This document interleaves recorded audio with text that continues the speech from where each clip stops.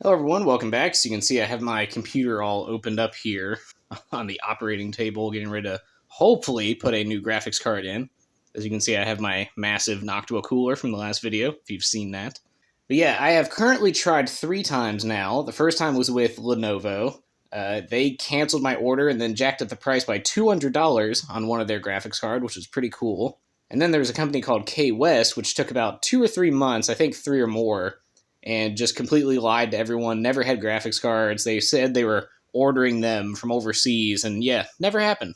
So, that's cool. They apparently claimed they're out millions of dollars because they also got lied to, but either way, no one else got their graphics cards either.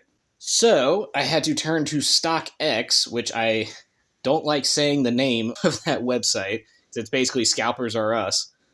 But yeah, that is where I've had to turn for the third time now. And to their credit, it has been like a week and a half, and I already have maybe a graphics card in my hand. We'll see. I've never ordered from StockX, so I don't fully trust them entirely, especially after being scammed twice now on graphics card purchases. So it also came with a slight downgrade because I was originally trying to get the 2070 Super twice now. I tried getting it from Lenovo and from K-West. Both of them failed in their own way, but either way, on StockX, the more reasonably priced one was the 2060. So I was like, you know what? I'll just do the 2060. I don't care. Because before it was going to cost me $650 on both Lenovo and K-West. That's what they charged. This one, however, is $540, which you may have cringed if you know the actual market value, which is $300. So I did pay practically double because with the convenience fee and all the other stuff they put on StockX, it was actually $570. So yeah, practically double. But here's the thing: this whole graphics card nonsense is not ending until like mid next year. So who knows? Who knows how long it's going to take? And I cannot wait that long anymore. So yeah, I went ahead and ordered this, and still don't know entirely sure if it's real or not. It says on there verified, authentic, if you can see that.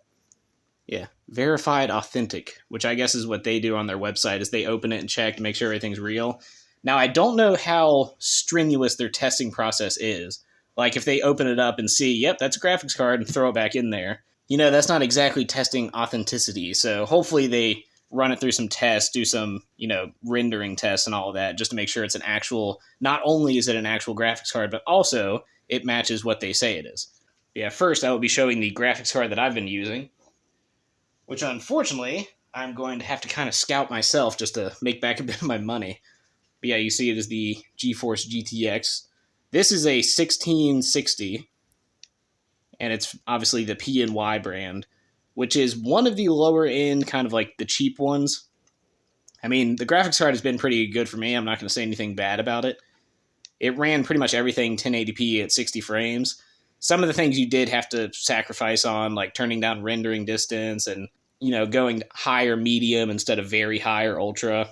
But either way, for a 1080p card, it's actually not bad. It's pretty good.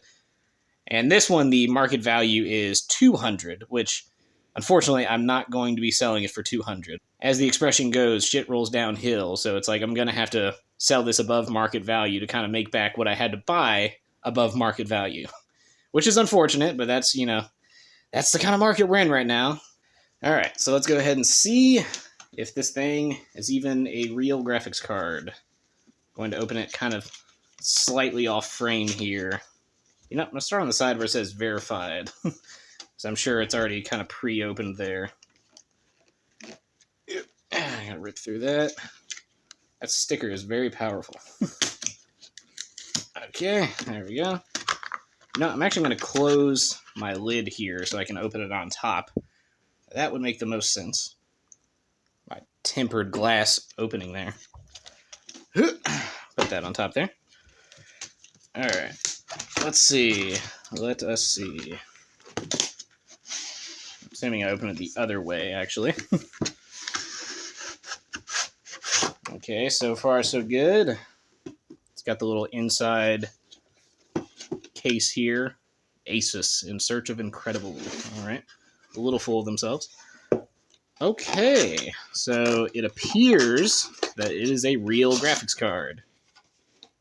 It's also slightly bigger than I thought it would be. Hopefully that's not an issue. It is pretty wide. Although the top part is really all that matters. The bottom part faces downward, so As long as the back plate does not, touch my CPU, then I think we're good. Why is this unpacking steps? There are steps to unpacking. Okay, so you fold it upward and then flat. Like that, I guess. This thing is in there tight. I'm just going to get a knife and cut through that. Yeah. Alright. So that out of the way. This thing is huge. I mean, I guess it is an RTX card, but Jesus. It is big. Make sure everything is correct in there. It does have the tape on it. Or not the tape. Or I guess masking tape. So yeah. Technically tape. Gonna peel that right off there. Yeah, it seems real. It has a nice little backplate on it too, so you're not touching directly onto the chips and whatnot. But yeah, it seems to be, seems to be a real graphics card. Checks out. Pull off the sides here. Yeah, I'm sure there are probably people watching this that have ordered off of StockX and know that it's trustworthy, but as I mentioned, this is my third time having to deal with nonsensical graphics card shortages and the fun that comes with that. So, yeah, I'm not very trusting right now. I'm a little suspicious of just about everybody. But yeah, so I guess I'm going to go ahead and pop this in, just to make sure it snaps in correctly. I have the little connector on top, so no need to worry about that. That would suck if I went through all this and did not have the connector. And yeah, you can also see that this is a dual fan instead of a single fan that I had before. And this is also an overclocked model. So yeah, it should be slightly more powerful if you look at them side by side. Should be a little bit stronger. You know what? I just noticed there is masking tape on the back, which is very important. It says remove protective film before use. Very important that I do that. Alright, I will say, slight note, I did just static shock myself on the graphics card. I hope that is not an issue. So, I guess we'll see there. It's a very scary thing that just happened. Go ahead and touch some more metal, just to make sure there's no more static buildup. I don't know where the hell that came from. And you may be thinking, well, you are using a towel for this. I did not touch the towel. I think it was peeling the masking tape, built up some charge there. But either way, as long as it works, I don't care too much. Alright, the moment of truth. Let's see if it even fits. That would be not fun. Alright, it is not fitting perfectly on there, but let me just see if it's the way that I'm trying to put it in. Some minor technical difficulties here. Yeah, see, it's snapped on and everything, but it's like the mounting screws on the side, it's just not wanting to reach. It's very annoying. I think there's two different spots that I can go into before I start getting crazy here. You know what? It's unconventional, but there are little pieces on the side there that actually screwed into, so maybe it was designed that way, and I just never knew that. Because that's not where the actual screws go in. There's two little, there's the spots where it obviously is supposed to go in, and then there's two little divots that line up almost exactly, but just far enough off to where you can also kind of use that to screw in. So I'm going to go ahead and guess that that's the spot, and just leave it at that. Alright, well, it seems like it's sturdy in there, so I guess I'll go ahead and jump cut ahead when I've tested it, and we will see not only is it a real graphics card, but is it specifically an RTX 2060? I guess we will find out. One thing to note about that first section right off the bat is that the way that I screwed it in is very wrong, because I couldn't get it to reach, so I was like, you know what, I'm not going to put stress on the motherboard, I'll just kind of screw it where it's at now. Apparently I looked up online, they're like, yeah, if the graphics card doesn't reach, it's probably your case. So I was like, oh. So I pushed in the little docking port there where it screws into, and it had like an inch of wiggle room there. So I was like, oh, okay. So I just pushed it in and then screwed it in place. So it's sturdy now, but yeah, definitely don't screw it in the way that I did. That was incorrect. But yeah, anyway, that first section was recorded like a month and a half ago, so I have had a lot more time with the graphics card than I was initially planning on. And yeah, just to get straight to the point, yes, it is definitely an RTX 2060. It is brand new, I checked it out, everything looks clean, doesn't look refurbished. The package, it was from StockX, which unfortunately, again, I had to use that website. But yeah, I guess they open it just to verify that the thing is in fact real. But yeah, works perfect. It's basically what people have been saying for a while now. Is it's not really an RTX. It's like RTX in quotes. It is an RTX card, as in you can use the RTX function, but you can only really use the RTX, like if you're aiming for 60 frames per second, you can use the RTX setting on like medium settings. So you can have medium and RTX turned on, but once you start going like RTX and on high, then it starts getting a little choppy. You can still run it if you don't care about like 30 or 40 frames per second. You can still do RTX at 30 FPS. I usually like to go for high frame rate though, so I'm pretty much on cranked out max settings on everything. The one exception is Doom. Doom I have on, I think, Nightmare, which is still really high, because the only really limiting factor to the RTX 2060 is that it only has 6 gigabytes of video RAM. So basically, I can run all the really cool, like, high-end settings on Doom, but when you go above Nightmare, it starts going above 6 gigabytes of video RAM. Which is kind of lame because I do have 32 gigabytes of 3200 megahertz RAM sticks. So, I mean, I have more than enough than you would need to run a game like this. But certain games like that, they need the VRAM. They can't just have, like, normal computer RAM. So, yeah, things like that, there is a little bit of a drawback. Like, I have to go down to... It's funny saying having to go down to Nightmare settings. But I can go above 60 frames as well. Like, I put everything on a hard cap at 60... because both my TV and my computer monitor max out at 60 hertz. So there's really no reason, even though I've turned on the settings to go to 120, and I've been able to log my computer at running at 120 frames per second, but it really doesn't matter because it's only a 60 hertz monitor. So you can get above 60 if you're running 1080p, which is really all the RTX 2060 is. It's just a really high-end 1080p graphics card. My TV's 4K, but that one upscales 1080p to 4K, and I'm sitting like 10 feet away in my room, so it doesn't really matter that much. And my computer monitor is 1080p at 60 hertz, so basically it just doesn't matter. I'm just running it at 1080p anyway. You can, on certain games, I've been able to turn on the 4K, but it runs at 30 FPS. Which, again, if you don't care about 30 FPS, you can run everything in 4K, but you are going to get diminishing returns, so I would... If you're going to get the RTX 2060, I would highly recommend just doing 1080p. It really doesn't look that different. I'm just being honest here. It looks great. But yeah, I've been able to, because the last graphics card I had was a GTX 1660, which I think also had 6 gigabytes of VRAM. It didn't have all the RTX like architecture inside of it, and the chip inside just wasn't as strong as the 2000 series.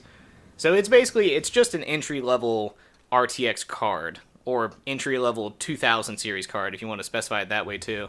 So you're not going to get, like, super, whoa, like a 3080.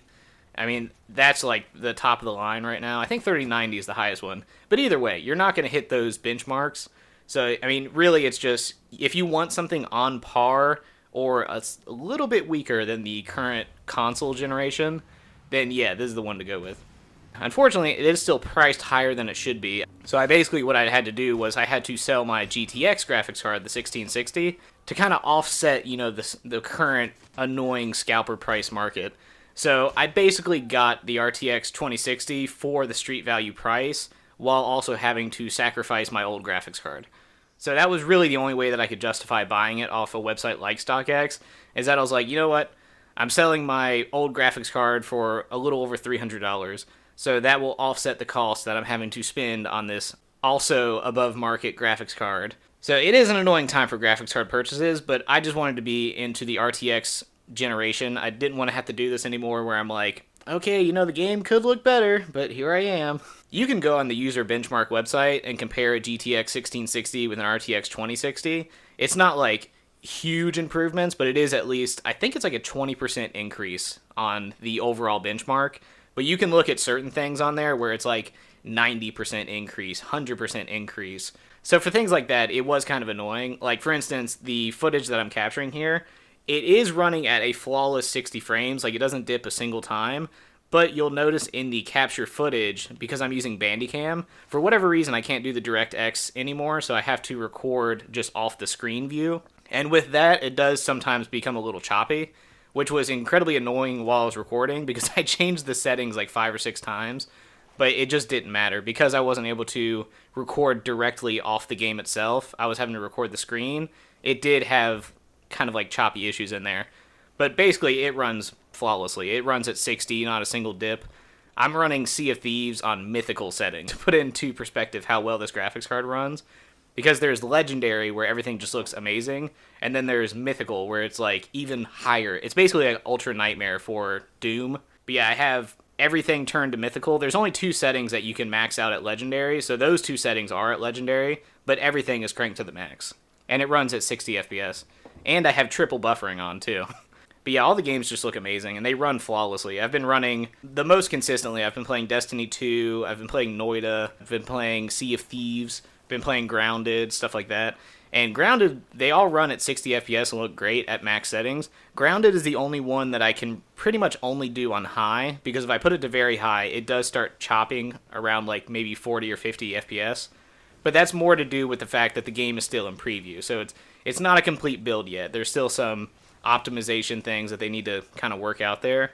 Because if you can run Sea of Thieves on fully maxed out settings, and Grounded, which is a relatively smaller game, no joke there, it is a literally smaller game as well, because you're tiny in that game, you're ant-sized. But yeah, it's also just taking place currently in one backyard, whereas Sea of Thieves, it has this huge map and the vast ocean that it has to render.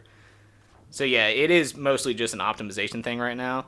But for everything else I've been playing, Destiny 2, cranked out max settings, 60 FPS, Sea of Thieves, max settings, The Outer Worlds, max settings. Doom, obviously, I can only crank it as high as the VRAM will allow, but on Nightmare, it runs at 60 FPS just fine. And you can even turn on RTX on Doom, but I found that in order to hit 60 consistent, you have to turn the settings down to medium.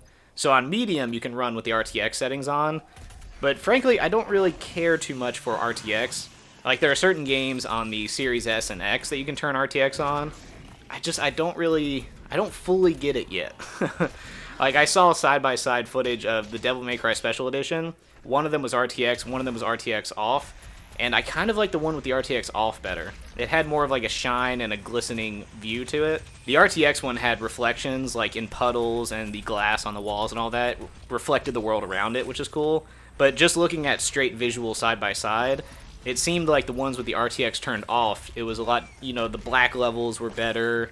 It just looked more vibrant and colorful. It's hard to describe if you don't see them side by side.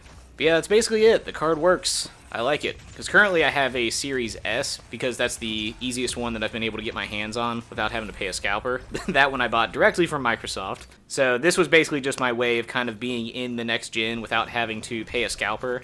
Which, I mean, StockX, it's not much better, but again, with the whole graphics card exchange that I did, it kind of worked out better.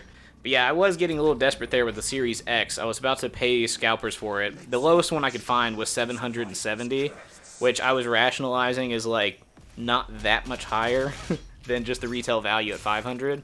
However, I still am very hesitant to do that because I don't want to support this annoying nonsense. I mean, it's still going on. Like, Best Buy, they just did a release, and people were camping out at 3 in the morning, like the night before, and they were 58th in line. Showing up at 3 in the morning, and they were already 58th in line. It's just crazy. But yeah, I'm probably just going to hold out. Just the next time that there's going to be a release for Series X and PlayStation 5s, I'm probably going to do that. Because I could, at any time, just buy the scalper, $770 one. But I can't justify it. I wouldn't feel right. So anyway, that's it for this video. I'll probably end up doing a review of this graphics card at some point too. I've had a decent amount of time playing on it. And there's some things that I can, point out and kind of show off the visuals. The thing is huge. I know all RTX cards are pretty big, but this is definitely the biggest graphics card that I've had. But yeah, I'll be back with, pretty soon, some Kingdom Hearts in Smash gameplay, which is pretty cool. I just saw that reveal today. It's very nice. But yeah, I don't really know what's up next. I've been kind of taking a break here, but I'm going to try to get back into it. So, anyway, wrapping this video up for a third time now. Hope you enjoyed it, and I'll see you in the next video.